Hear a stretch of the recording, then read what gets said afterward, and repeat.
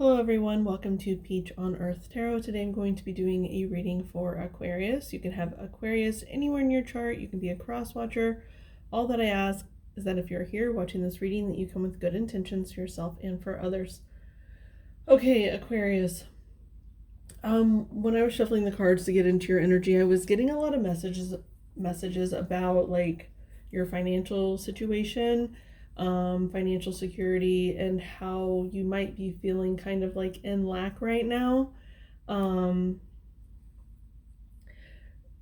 got a message like about like starting a habit. I have this book of like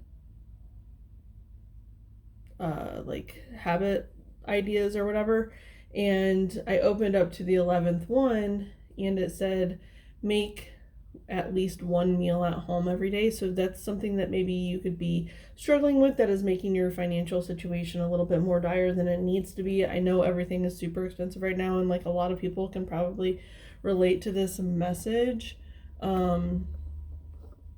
So yeah, I was getting that strongly. So we're going to go ahead and jump right into the tarot. We're going to start with the True Heart Intuitive Tarot.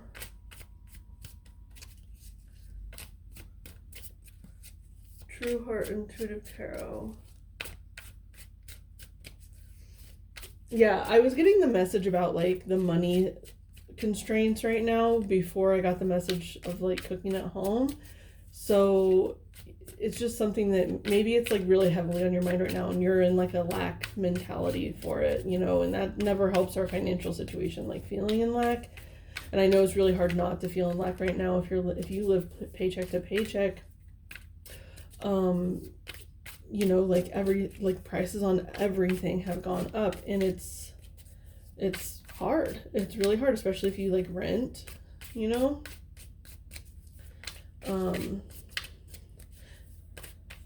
Okay, let's see here. What's the message for Aquarius, please? Message for Aquarius.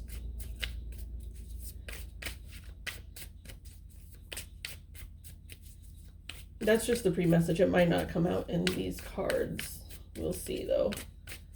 What is the message for Aquarius, please? A message for Aquarius. I just saw the Tower card. So something could abruptly change soon if it hasn't already, or like you could feel like it is. Yeah. Because, okay, first we have the Ten of Swords out. The Ten of Swords typically is just like the end of really painful cycles. Like you have, you know, it's like you've gotten 10 stab wounds here, and some of it's like you don't even understand, because this moon here is very, it's making me think of the moon card, and the moon card represents like mystery and like not having a lot of clarity about something. But then like moon rituals, full moons are about release, and so it's apropos that there's a full moon sitting here at this Ten of Swords, because there's something that is just like, it's like hurt you and hurt you and hurt you and hurt you over and over and over again. And I'm getting that sound of like, there's like a TikTok sound where it's like a knife going in over and over and over, and the person's like, oh, like every time, and like every time a knife sound happens, like they put something that's like hurt them or whatever on the screen. So, and because this card has Medusa in it, it makes me want to talk about that story a little bit, which I think I've done in another Sagittarius reading. Maybe it was Sagittarius. If it was a long time ago. But it would be on the Sagittarius playlist if you're interested in it. You know, Medusa, she had like a really good life, and then this like really tragic thing happened to her, and she had to spend the rest of her days miserable and bitter. And hang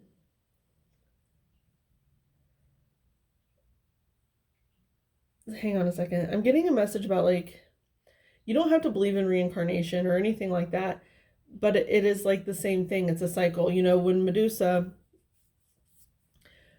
who was it that found her and killed her? Perseus? No, I can't remember. But anyway, when she was finally killed, that last stab wound let her transform, because like instead of like thinking about it as a literal death, especially because we're talking about mythology here, instead of thinking about it as like a literal death, you have to think about it as metaphorical, where it's like it, by something dying, it gives room for the transformation and the rebirth of something better. It's like you've learned every single lesson that each of these swords has done to you, right? It's like you've learned every single lesson, and finally you're ready to transform that pain into something that's going to benefit you. And especially we have the Page of Cups on the bottom, so that's telling me it's like you're emotionally going to be growing. This is like a lot of emotional wounding, especially with this full moon sitting up here, and like because it has a lot of like halos around it too. That is like it's extra big and extra bright, and it's like shining a light on these 10 swords. Like those 10 swords are going to like shine the moonlight off of them. Actually, yeah, you can see them. All the swords have like a shimmer on each of them. I don't know if you can see it with my crappy camera, but yeah, each of them has like a shine on it. Like it's illuminating something. Even for a split second, you know, it's like you're being illuminated.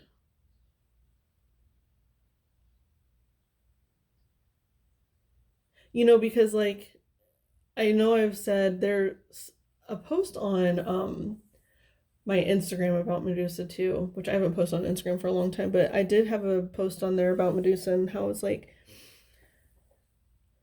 the tragedy erased every single good thing about her life. She lived the rest of her life in anger, right? And it's like, so maybe you're ready to like finally transform like your anger, whatever is making you angry at the world. Because this Princess of Cups, she's getting ready to start a new emotional journey. And it's like, it's a baby energy. Like, it's like the rebirth here. It's like you're going from the Ten of Swords to the Page of Cups. Because, and it's like even kind of a similar setting, like she's in the grass here and there's water, and then she's on a beach here and there's water behind her. Excuse me.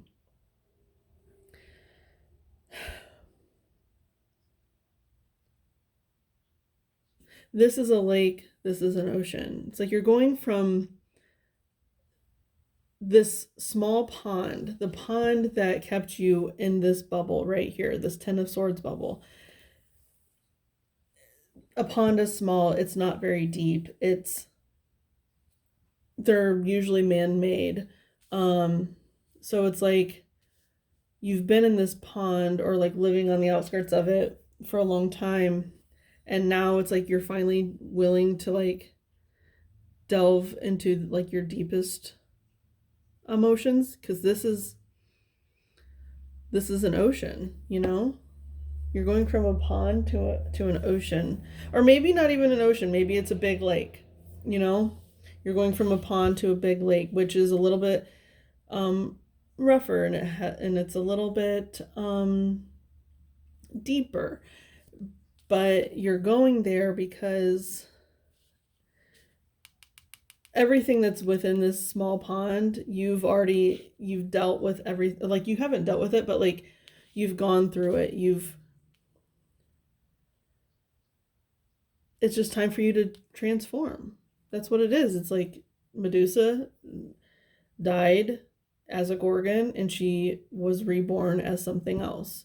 Was reborn as something not as wounded. Something that learned from all that wounding from the previous life. You don't have to believe in past lives, but that's what it kind of represents here. And it's almost like it's like you're looking at what's in the cup too. Okay, this is what I'm starting with. How can I use this to the best of my ability? How can I use this to make my life what I want it to be? Now here's the thing, is like you won't necessarily be like successful right off the bat because this is the page. It's the beginning of the journey. You are on a beginning of an emotional journey that you're trying to heal a lot of past trauma, I'm getting.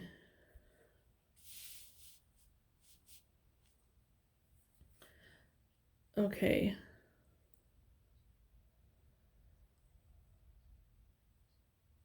I don't necessarily want to get any more here, but I kind of want to still see how you're going to be doing on the beginning of this journey. I don't know. Hang on. I need to decide if I want to use the True Heart deck or the Everyday Tarot. Okay, we're going to use an Everyday Tarot because since I took the Princess of Cups, the Strength is on the bottom. Oh, look, and then the Star. I love this. And look, you guys. And then the King of Cups is on the bottom. So what that tells me is like having strength and perseverance is going to get you from the Page to the King. It's going to get you through the journey, okay, of the emotional journey. Yeah, it's like learning to work with your emotions instead of against them. Because look, we have the sun here too, right? It's like I'm seeing those two, and then the star. Sun, moon, and stars.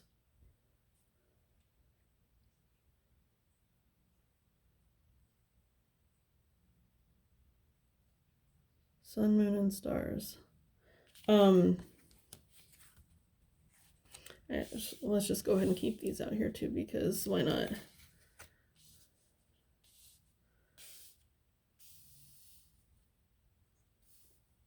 Sorry, guys. Give me a sec. It's like half my reading is taken up by me moving cards around. Okay, so we're going to keep all of these because I really feel like you're needing to tap into... It's going to take a lot of strength and focus, but you can get from the Princess to the King. You can get there. Because you've decided. If you didn't decide, this cycle was just ended for you. But I really feel like you probably decided to end a cycle.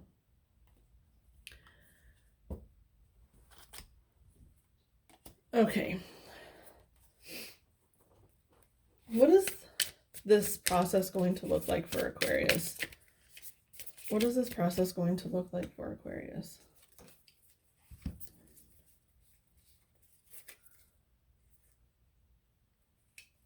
I had a big pile follow. I just don't think that they're right. Okay, what is this process going to look like for Aquarius, please?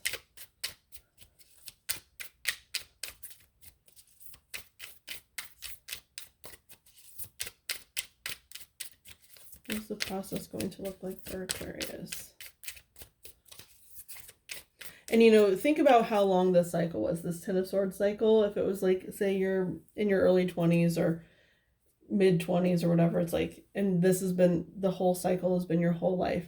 Now this next cycle is going to be not as long, but it's a long cycle, right? It's like the learning, it's the more you learn, and that's kind of like the idea of the reincarnation. Is like, you know how they say like only the good die young. So it's like the cycles get shorter, the reincarnations get shorter because you have less to learn each time you go through a cycle. So if this is like your second loop of this cycle, it's going to still be a long cycle. I'm getting that it's like I would at least say like 10 years, a 10-year cycle.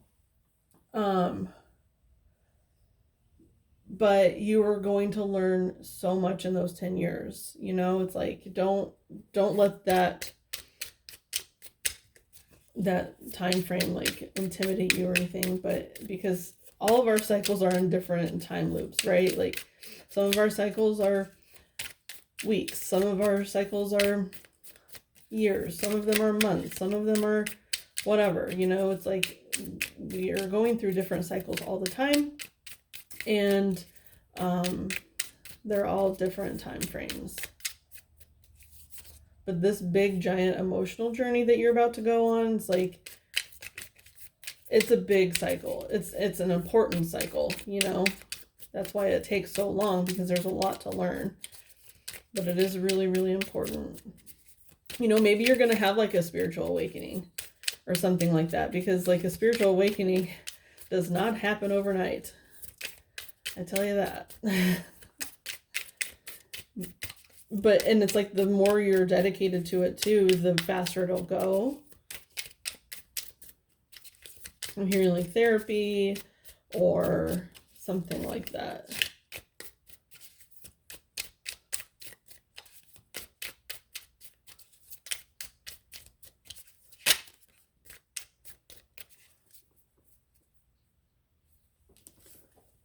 Okay, so the Three of Wands is out. It's interesting. I feel called to put it underneath the Princess here, because like it's kind of a similar energy to me. It's like in this one there are no boats out at shore or out in the water. Here there are 3 boats, and you have like 3 hopes, 3 dreams that you're wanting to move forward with. But on the bottom we have the 8 of Swords, so it's like it's almost like you feel stuck, like those boats aren't coming towards you. Okay, so what can you do if you feel like your desires, your hopes and dreams are not coming towards you? What can you do? You act, right? Like you have to be like, okay, well, maybe there's all this wood here, I can build a boat and I can get out there that way. Or maybe you're even scared, like, okay, yeah, those boats may contain what it is I want, but there's no guarantee that they do. Maybe they contain pirates or something, like traffickers, or, you know, like something bad. So it's like the fear of something negative maybe keeps you unsure a little bit. It makes you not really want to move forward. It's like with manifestation,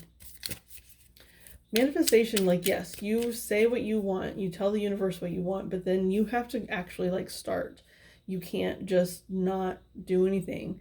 You have to start the process yourself, because like Oprah says this thing where it's like success is when preparation meets opportunity. And that's kind of what it is. Like here, you're just waiting. You're not actually doing anything to be ready if those boats come in, right? If they're like wanting to come to your aid or whatever, you're not doing anything. You're just staying put. You're just waiting. And maybe, I don't know if even waiting is the right word, because they're like, look at the Princess of Cups. She's like examining. She's examining what's in the cup. She's thinking about it. She's not like distracted. So maybe you're in the process right now of like visualization. You're trying to even like coming up like, what do I actually want? I know what was in my past is not what I want. So what is it I actually want? You have the Ace of Pentacles and the King of Wands. With the King of Wands here with the Strength card. Hang on.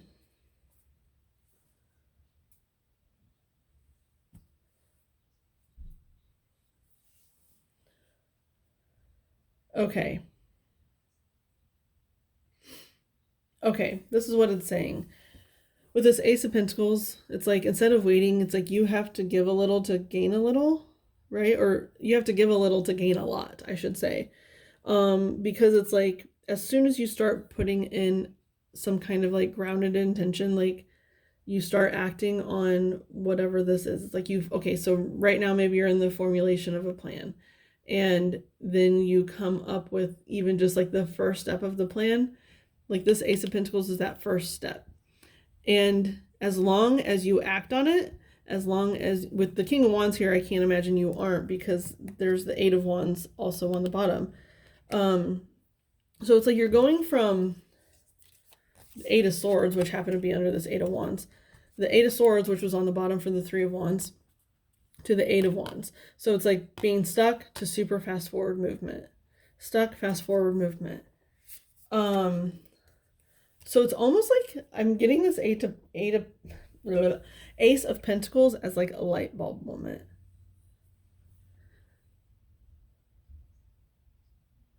It's like, oh, here it is. And he even has like a flame in his hand. So it's something like passionate. I did get a message. This is just be kind of like confirmation for someone, but like, I don't know, like something online where you can make a lot of money. Like, I don't want to encourage this, but like, I mean, I don't see anything wrong with it at all, but like an OnlyFans account or something like that. Or making spicy content. And you like would gain a lot of money quickly with whatever. And I'm just saying it's like, it doesn't have to be that obviously, but it's like whatever it is that you're going to put your mind to, it's going to bring you a great abundance. And I'm getting that too, because when I was getting the messages for you guys beforehand, it was like, I had seen this thing recently where it said, make life your main hustle, and your job is your side hustle or something like that. Now that's not realistic for everybody, but there's something about that where it's like maybe you need to pour, like instead of like coming home and just like sitting on the couch and like vegging out or whatever, maybe you need to come home and like really start pouring yourself into some kind of thing that you get great enjoyment out of. Whether that's spicy content or not, like some people enjoy that, right? Like there's absolutely nothing wrong with that. If you like doing it and you don't feel bad about it, then there's nothing wrong with it. So it's like whatever it is you need to come home and like start pouring yourself into something that brings you a lot of fulfillment instead of just like numbing your mind. You need to really start putting in effort. Okay, I think that's the only cards I'm going to get for that. I'm going to go ahead and get some advice for you guys with the Empathic Oracle. What's the advice for Aquarius, please? What's the advice for Aquarius? What's the advice for Aquarius? Advice for Aquarius, please. Advice for Aquarius. I just saw the air card, but it flipped back in. Advice for Aquarius. So maybe it is like really utilizing the Aquarius energy, because Aquarius, you guys, you know, you are unique. You think differently. You think outside the box. And, oh, there we go. Okay, so a way that this message might come in is through meditation. You might need to, instead of like coming home and like sitting on the couch and vegging out, maybe come home, sit on the couch and meditate, you know, because it's like you're going to be receiving some kind of like divine guidance. Containers. 42 breaks down to a 6. Containers.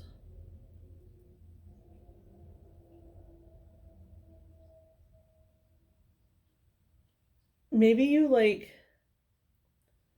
I just heard like organization or like storage units, stuff like that. It's like, because we keep a bunch of stuff in containers that we don't need, honestly. We really don't need these things, because they're in containers for a reason, because we're not using them. So why are we holding on to them? Same thing with the storage units. It's like people are holding on to stuff that they don't need. And even like with compartmentalization, like of our feelings and stuff, it's like we put our feelings in different containers. And I really feel like maybe you're like, oh, they're saying the meditation, you can go in and like open up each one of those containers. And like, if you can't like go to therapy or something, that's what therapy is for too, is like you go in and you open up each of these containers. Each of these 10 swords like are in a container, right? And you might not even know what's in the boxes. The boxes could be a solid color and not see-through, right? Like you could not even know what's in the box, even like metaphorically speaking with like emotions and stuff. You might not even know what's in the box, but you open it up and you look and you decide if you need it to move forward or if it's something that you can leave in the past and you can get rid of. I do want to look at the book though for this card. 42.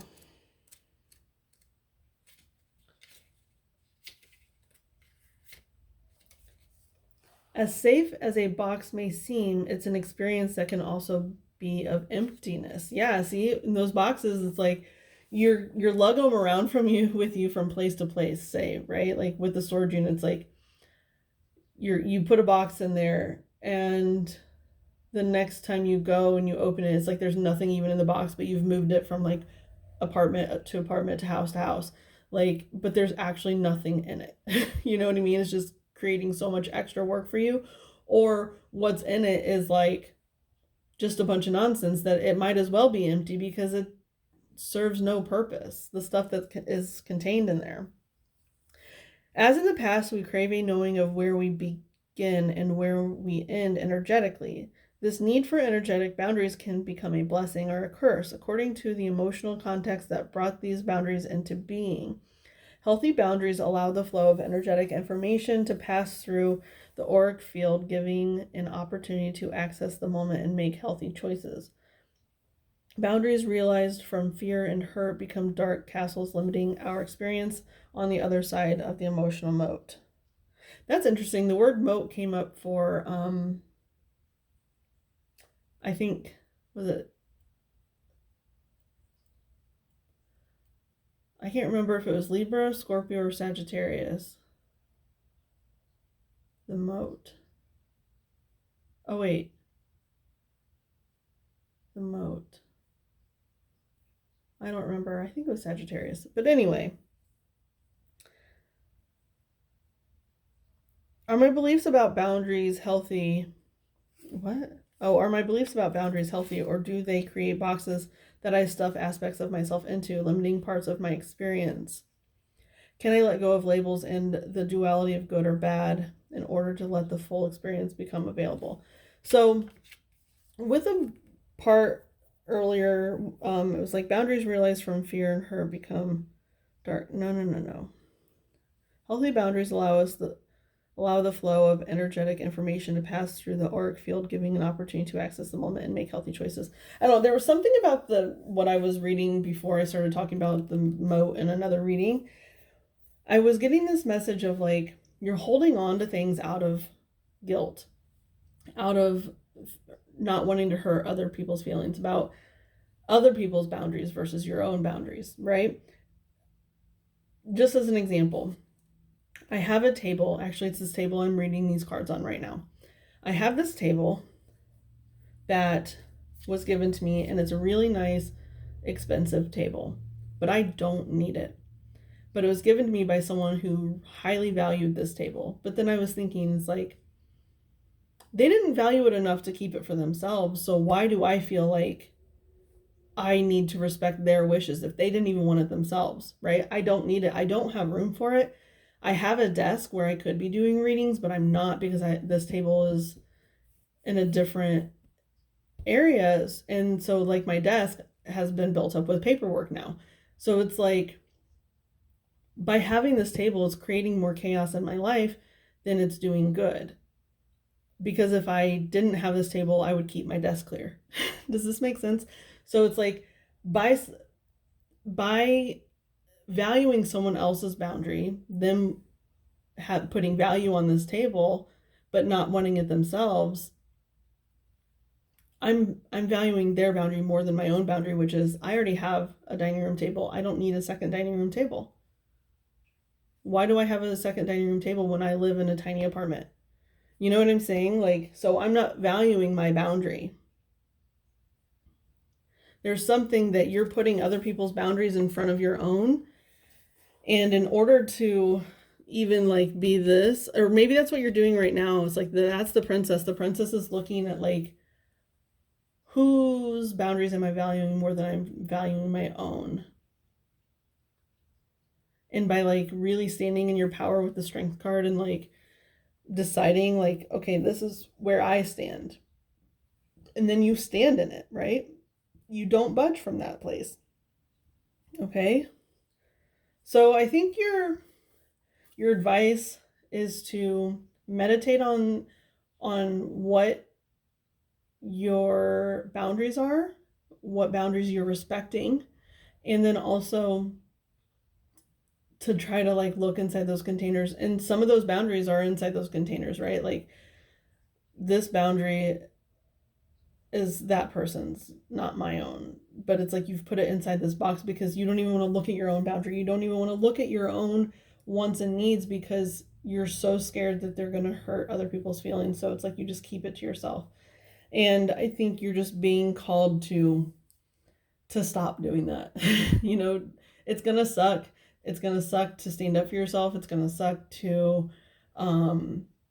think about these things, but that's the only way forward. That's the only way to get through to the king, which is like the highest emotional abundance, right? Like at least within the cup suit. So, okay, Aquarius, this has been your reading. I hope it was helpful. If it was, you can like, comment, share, subscribe. I thank any of you for being present today, any of your guides that were present, any of my guides that were present from the bottom of my heart. Thank you so much, and I'll see you soon. Bye.